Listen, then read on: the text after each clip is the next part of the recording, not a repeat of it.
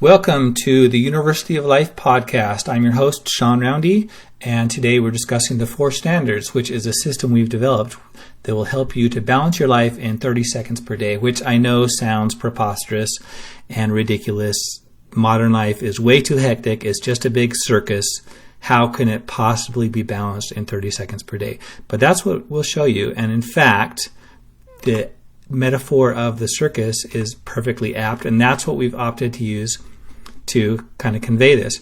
And so notice, by the way, if you're just listening to this podcast, that there is a visual version available at uoflife.com/standards, or just click on the podcasts link and you can find it. And it'll help explain this information that much more clearly.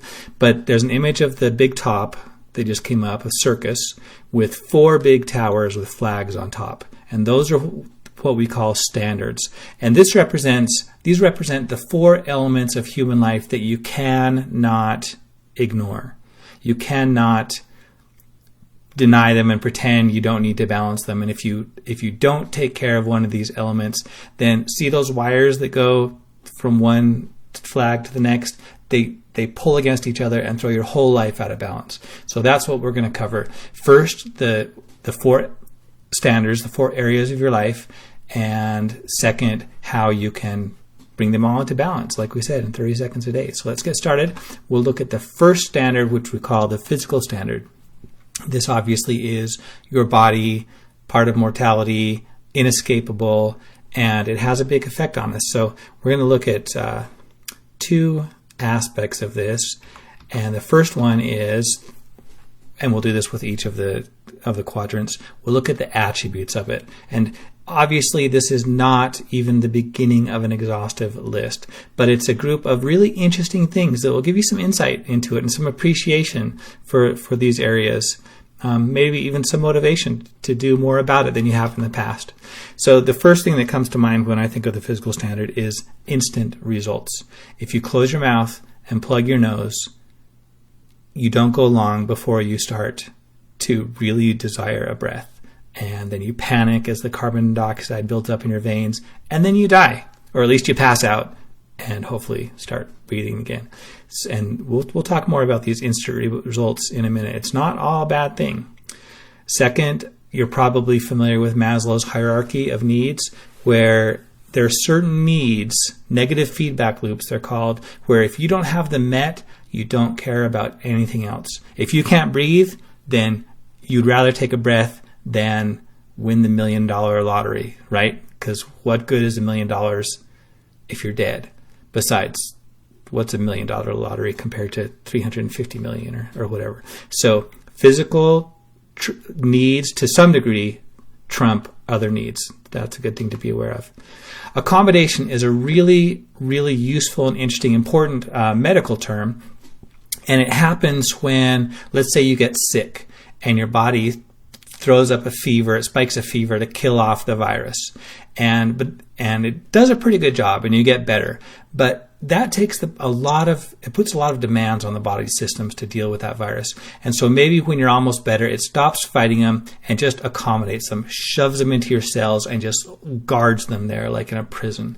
And that also takes some drain on your body. And so if you've done things to your body, if you've ingested things that were unhealthy or not taken care of it, you just need to know that just because you go eat some spinach and get a good night's rest, it doesn't make it all go away necessarily. You need to take constant care of your body because it can come back for you. By the way, a great example of this is when you start to get sick or stressed out, fever blisters sometimes pop out on your lips, right? That's because your body was accommodating some of that herpes virus there, and when it's stressed out and has other priorities, suddenly there's a jailbreak and you have a little outbreak of it. So there's accommodation.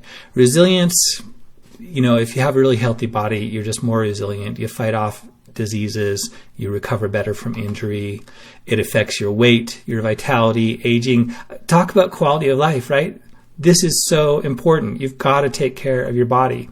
Inheritance. Here's some good news and some bad news. Now, we've always known that we get a lot of our physical traits passed down to us from our ancestors. And maybe you've blamed that blamed certain undesirable, your nose or your health or your height or your weight or something on your inheritance, and or maybe something desirable, your intelligence, maybe even your quick wit, who knows. Well, there's good news and bad. I guess this is just good news. What they're finally realizing in science is, a lot of us have known this for a while, but they're now are able to prove it. It's really cool that a lot of these things are reversible. They're changeable for better and worse. And it's not just your physical nature. It's your emotional nature as well. For example, really quickly, a study I read a few weeks ago was about, they took some mice that had been abused as children, and then they had a litter, became mothers, and they were bad mothers. And then they did all these, I won't go into all the details, but what they realized is that a lot of things like being a nurturing mother, a very emotional thing, which of course is based on hormones and such. In this case, oxytocin production is a result of, they call it gene expression in your DNA. And if you have a negative emotional experience, for example, in this case, then that gene pair can get methylated, and that suppresses gene expression. So you don't produce as much oxytocin, so you're not as good of a mother. And so things can change for better and for worse. You're not just a product of your past. So that's good news. We'll talk maybe later, or at least elsewhere on uoflife.com, about how you can change things that are that deep. All right, now, so those are some of just scraping the surface of the attributes of the physical standard. Now let's look at some of the things you can do to balance your physical standard, bring it back into balance. Obviously, you need enough calories to function, so have some breakfast. You also need enough nutrition in those calories that your body can function optimally and stay energetic and healthy and look good and stay young, for a longer time. You need enough rest. No getting around it. And no, Red Bull, just because you have a lot of energy, that is not the same thing as adequate rest. You need to get that rest for your health and well-being, your physical standard. It's very important. Exercise. Also very important. And then interventions. Let's say you get sick or something, or maybe you have some of that accommodation. You want to go find someone who can help get it out. Sometimes you need to go kind of to the next step. So now let's take a look again at this big top. And I want you to remind you of these wires that we mentioned. See how all the different standards are connected? Let's talk a little bit about those cross wires that link the physical standard to the other standard. So first one is mental. If you don't eat, sleep, rest enough, take care of your health, you can't think as clearly, as long, you won't perform as well, and it's not nearly as fun, because mental is awesome. Emotional, same thing. It's like that Snickers ad where you're just not the same person when you're hungry or tired and cranky. And spiritual. If your mind and your heart are not clear, how are you ever going to detect those subtle influences of your spiritual nature, which is a very important part of you, So take care of your physical standard. It's going to pay off dividends all kinds of different ways. Now, here's the second way we use the term standards in this system, and that is just personal goals, whatever goals you want to set. So some example ones you could set for your physical standards, and at the end of the program we'll show you how to use this in 30 seconds a day and make it very effective. You could choose to eat some greens daily, get some spinach and bananas and almond milk, and make yourself some smoothies. It's good and it's healthy and it's quick. It's so easy. Walk 1 mile. If 1 mile is a long ways for you, you really need to walk 1 mile. Build up to it if you need to. But boy, so crucial. And now this is one of the great benefits. Remember that first attribute we mentioned of the physical standard, that it gets instant results. If you can't walk a mile, then walking 100 yards will help you tremendously. If you've been chain smoking 3 packs a day, I don't remember the statistics offhand, I'm sure you've heard them, but quitting instantly, like within a couple months or something, doubles your lifespan, but takes off half of the years that smoking was going to take from you. So it makes a big difference. The first effort, huge difference. 10 p.m. bedtime or something appropriate for yourself. Go get a checkup for a doctor, whatever goals you've got. There are just some examples for you. Let's take a look now at the second standard, the mental standard, and let's look at some of its attributes. There are basically two parts of your brain. Well, there are many ways you can break it down, but I like to break it down. The most important distinction is the conscious, which is like the prefrontal cortex, the front of your brain.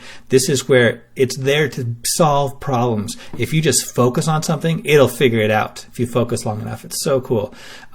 This is where you can make choice. This is where you have choice and control over your destiny. Very exciting, right? But the problem is that the subconscious is really the part that's in charge. It knows, like, what do they say, 0.2 of a second before your conscious mind knows when you're going to move your hand or something. It is really in charge. And belief systems, they go deep. And one problem with them is your subconscious is not rational like your conscious. It's survival oriented. It wants to keep you alive. And so if it finds something scary, like let's say you just got hurt in a relationship, it's going to kick up fear and keep you away from making that same mistake again. It can really impede your happiness. It's problematic. So it's important to understand how the subconscious works. First off, it's symbolic in its processing. It doesn't use language, doesn't use words. Once you understand something like, I am sabotaging myself, that's not the end of the road. You still have to get it to go deeper. And so using metaphors and experience sometimes can be more effective in getting there. And sometimes if you know how to access your subconscious through your emotions, that's another language it speaks.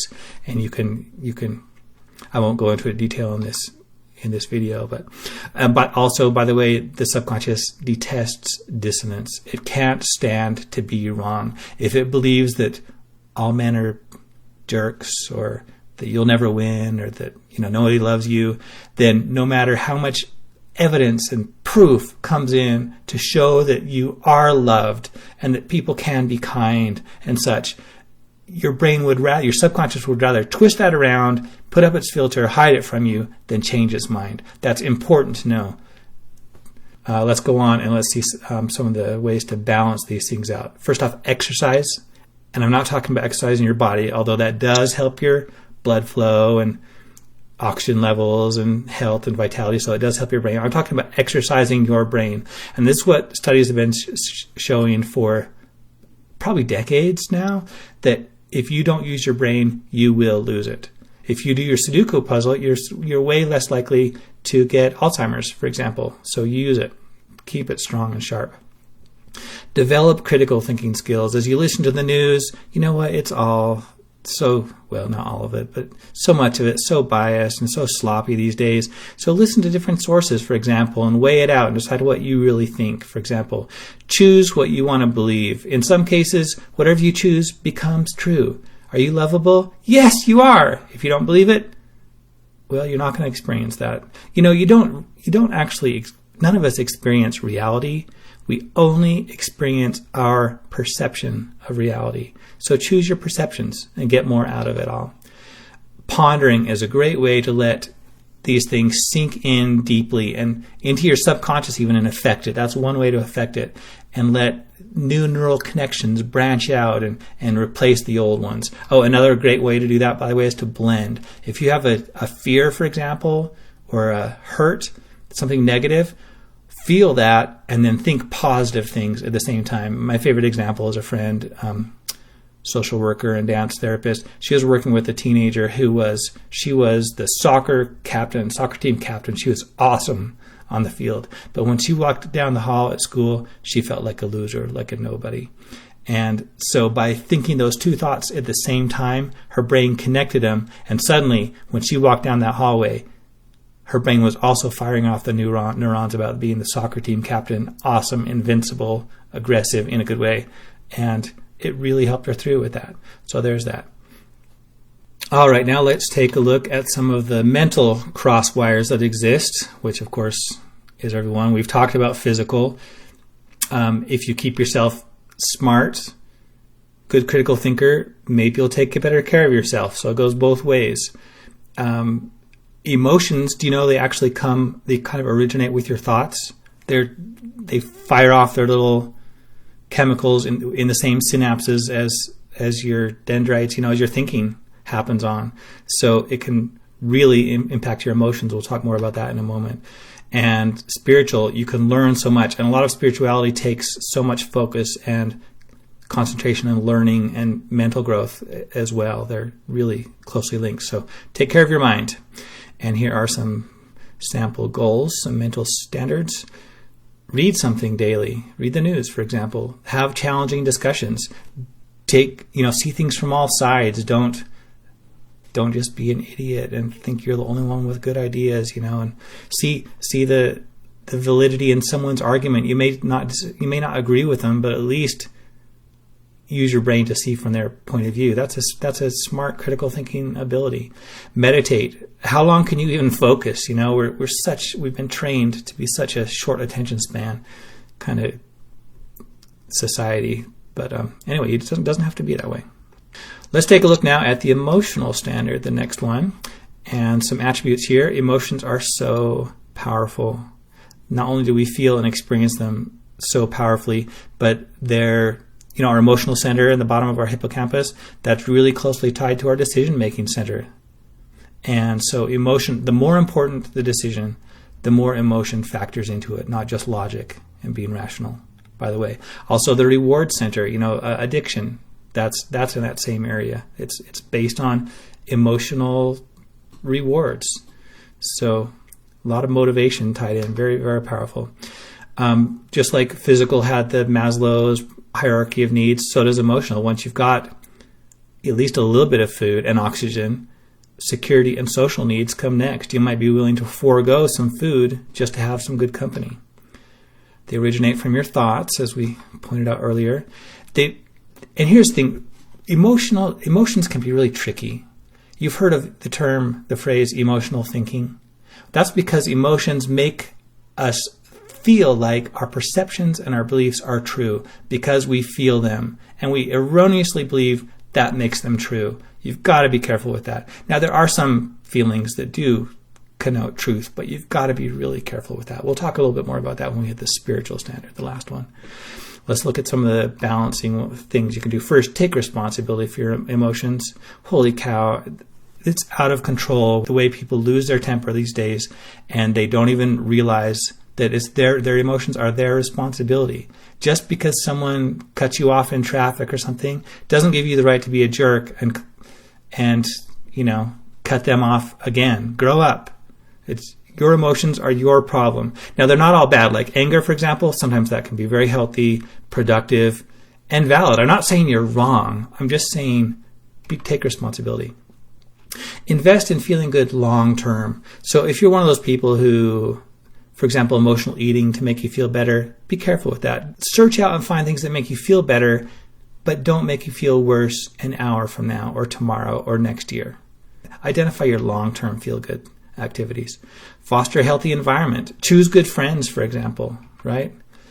Let your feelings flow. Don't stifle them, even negative ones, like some people might call it emotion or anger.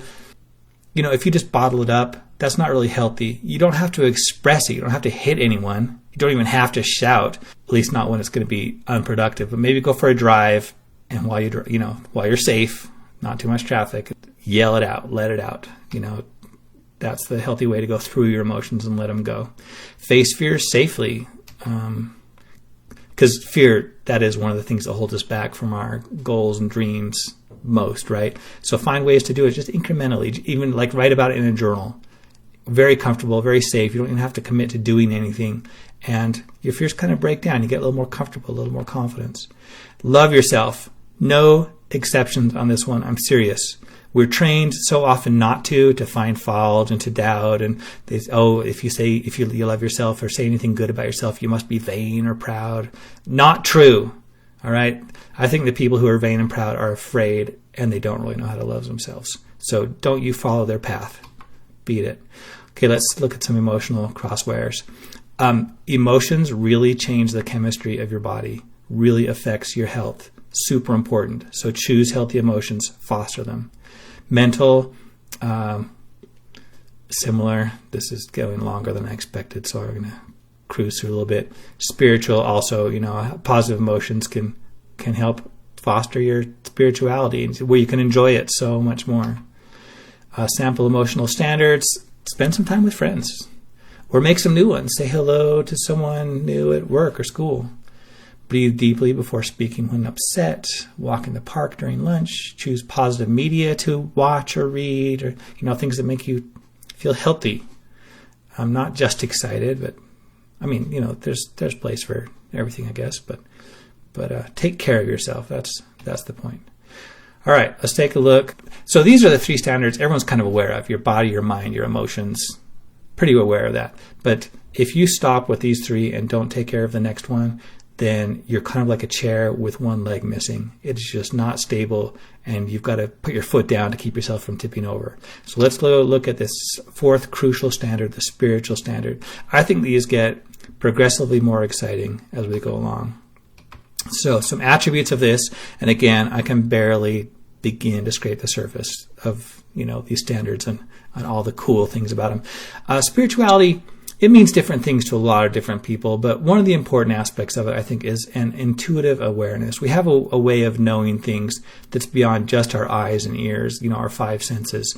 And if you can learn to tap into that, it can give you so much growth, so much satisfaction, so much safety, so many good things. So I just wanted to kind of define that. You can learn to recognize it, kind of a sense of truth, clarity, peace, and it can be very powerful. But other times it can be very subtle, and it's very easily misunderstood. Maybe you think you get a spiritual message, or an intuitive knowing. There's so many different types of intuition, by the way. And you might be right, but you might only be partially right. So it takes so much practice, and constantly asking, is there more? Is there more? And double checking that you got it right. So it's tricky like that. It's love and growth oriented. It doesn't want you to just be happy and sit there for the rest of your life. It wants you to grow, face some fears sometimes, but come out on top. Very exciting stuff. And it gives exponential results. If you put a little effort in, you'll get a little result. If you put a lot in, you'll get a lot more. But if you really push your limits of this, sometimes it can just take off and you can get incredible miracles happening. Let's look at some ways we can actually do this. Humility is a great start. Soften your heart like this. Humility is not weakness. It doesn't mean you let anybody walk on you. It just means, you're not resisting everything, and you're not fighting, and you're open to things. It's a really good feeling. Probably one of the most undervalued aspects there are in our society. Seek a higher power. You can pray. You can ask for things. See what happens. Keep a journal, right? Observe connection to others. Look in someone's eyes, for example. Did I list that? No, not yet. I list that below. And have empathy. Feel what they're feeling. These all use similar circuits in our bodies that help us to connect to other people, and it can train us to be aware and to understand them and enjoy them so much better. Love more. I love what one of the things Henry David Thoreau said. He said, the only remedy for love is to love more. That's awesome. Maybe we think we're decent people and we love some, but we barely scrape the surface of what's possible. And if you try, you will learn more of what's possible, and you can be an example to everyone else. Make it personal. A lot of people equate spirituality with being religious, and there's certainly a tie. Religions can give a foundation. They can teach, their truths as they see them. They can give social support and such. But if you're just there for the dogma and think, well, I'm going to heaven because I did this, that is not enough. Not enough. You've got to make it personal. You've got to make a connection to the divine, and the divine within yourself as well, to really get the most out of it. So make it personal. Okay, cross wires, physical, spiritual. It not only can it lighten your, let's look at all these at the same time. Not only can it lighten your emotion, which, again, as I said before, it fixes up, it improves your body chemistry, which influences your body. It gives you mental clarity. You can see things and learn faster. Peace is one of the hallmarks of spirituality. So there's another good emotional thing. Lots of good connections back and forth. Some sample goals. Read and ponder wisdom literature. The Bible, the Book of Mormon, the Quran, just wise books that people have written. And just look for the good in them. You don't have to believe them all, but just be open for that. And if you're reading, this kind of stuff, looking for insight, if something strikes you, then just stop right there and ponder it. Don't read it just to get through. You'll miss out on the best part, because spirituality takes time to sink in. So let it, and then that's when it transforms you. That's when it's really awesome. Pray and listen for answers. Sometimes they're loud and clear. Sometimes they're so quiet you assume it's just your imagination, and it takes so much practice to really distinguish. But don't quit trying. Meditate somewhere peaceful. Make eye contact and connect with your friends, with strangers, people in the store. It's really rewarding. It's really cool. It really fulfills an intrinsic human need to connect. And like I said, it uses similar circuits, so it helps train you in spirituality. Show love and kindness. All right, now we're to the last part. So we've gone over our 4 standards, and we've talked about setting goals. We're going to talk about the steps of the daily review and how to use this knowledge to balance your life in 30 seconds per day. So first, set personal standards. Make goals in each area, at least wherever you want to focus for the time being. And you can find this sheet, a score sheet, at uoflife.com/standards. And it just makes it really easy to keep track. So you'll notice on the left side, there's your place where you can write your goals, and just make whatever goals you want. And then the next thing you'll do is you'll add multipliers, and that's optional. And what that means, look in the second column where it has the X on top. If one of your goals is really important to you and you want it to be weighted more, just put a 2 or a 3 or something there, and then the score you earn every day, you can double that and get more from it. Next, every day, just give yourself a score, 0 through 3. If you did nothing, 0. If you put in a little effort, give yourself a 1. If you did awesome, give yourself a 3. Simple as that. This is the main part of this system. And then calculate your daily score, and then revise your goals, your standards as desired. Because as you fill this out, first off, you reward yourself every time you do something. And even if you do a little bit, you still get a point. In setting and accomplishing goals, it's so crucial to make it a positive experience, because that's going to trigger that part I mentioned earlier in your hypothalamus. As a positive reaction, it will train you to love goals. Believe it or not, you will love effort and accomplishment, and that means success. If you love to work and improve and try, that means success. Second of all, if you put zeros too many days in a row, you're going to get sick of it. You're going to say, fine, I'll run 1 mile or, 100 feet so I can give myself a 1. So there's another good motivation. And then, of course, you can put really easy goals if you need to, but a little bit challenging also tends to be more effective according to the science. Then just tally up your daily score along the bottom there and let that motivate you. Keep it a positive experience. So this has been our 4 standards presentation, balancing your life in 30 seconds per day. I hope you've enjoyed it and found it useful. I hope you'll use the system, and if you do, I'd really love to hear in the comments section on uoflife.com/standards how it's working for you. Good luck. We're here, we're making these programs because we believe we want you to thrive, and we know that you're capable of it and you deserve it. And all you need to know is how to do it, and then put in a little effort, and that's what the system is for, to make that not too much effort, make it reachable for everyone. So good luck and go thrive. Talk to you next time.